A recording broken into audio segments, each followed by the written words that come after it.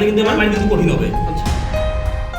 আপনি প্রতিদিন যে ইমামের পেছনে নামাজ পড়ছেন, যার মুখ থেকে শুনছেন কোরআনের তফসির, যার উপর ভরসা করে নিচ্ছেন ধর্মীয় দিক নির্দেশনা, হঠাৎ যদি জানা যায় তিনি গোপনে অন্য ধর্মের প্রচারে যুক্ত, কল্পনা নয়, ঠিক এমনই এক চাঞ্চল্যকর ঘটনা ঘটেছে ফরিদপুরের ভাঙ্গা উপজেলায়।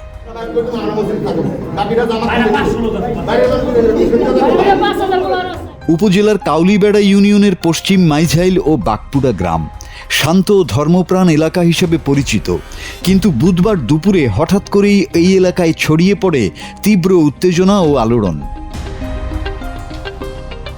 অভিযোগ উঠেছে পশ্চিম মাইঝাইল জামে মসজিদের দায়িত্বপ্রাপ্ত ইমাম মুফতি হাবিবুল্লাহ বাহার, যার বয়স 55 বছর, এবং বাকপুরা জামে মসজিদের ইমাম মাওলানা মুফতি সারোয়ার বিন কাশেম দীর্ঘদিন ধরে নিজেদের প্রকৃত ধর্মীয় পরিচয় গোপন রেখে ইমাম হিসাবে দায়িত্ব পালন করছিলেন। স্থানীয় সূত্রে জানা যায় তারা গোপনে খ্রিস্টান ধর্মের দাওয়াতি কার্যক্রম পরিচালনা করছিলেন এবং মুসলিমদের ধর্মান্তর করার চেষ্টা করছিলেন। ঘটনার সূত্রপাত স্থানীয় বাসিন্দা শফিকুল ইসলামের অভিযোগের মাধ্যমে।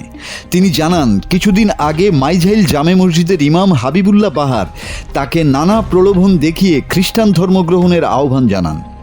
শফিকুল ইসলাম বিষয়টি বুঝতে পেরে কৌশলে তাদের সঙ্গে যোগাযোগ বজায় রাখেন। তার দাবি অনুযায়ী বুধবার তাকে ধর্মান্তর করার একটি পরিকল্পনা ছিল। শফিকুল বিষয়টি এলাকাবাসীকে জানালে গ্রামবাসীরা ক্ষুব্ধ হয়ে ওঠেন। পরবর্তীতে গোপন সংবাদের ভিত্তিতে এসআইপি সদস্য নায়েক মোহাম্মদ জাহাঙ্গীর আলম ঘটনাস্থলে পৌঁছান।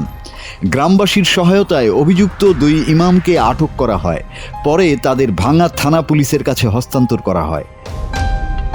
স্থানীয়দের দাবি, আটক ব্যক্তিরা একটি মিশনের অধীনে ধর্মান্তর কার্যক্রমে যুক্ত ছিলেন। তবে বিষয়টি নিয়ে তদন্ত চলছে এবং আইন শৃঙ্খলা বাহিনী ঘটনার সত্যতা যাচাই করছেন। এই ঘটনা পুরো এলাকায় ব্যাপক চাঞ্চল্যের সৃষ্টি করেছে এবং ধর্মীয় প্রতিষ্ঠানগুলোর নিরাপত্তা ও যাচাই প্রক্রিয়া নিয়ে নতুন করে প্রশ্ন তুলেছে। ঘটনার পর স্থানীয়রা বলছেন, বিশ্বাসের জায়গায় প্রতারণা হলে তার প্রভাব শুধু একজন মানুষের উপর নয়, পুরো সমাজের উপরই পড়ে। মাসুদ হাসান, বাংলা টিভি।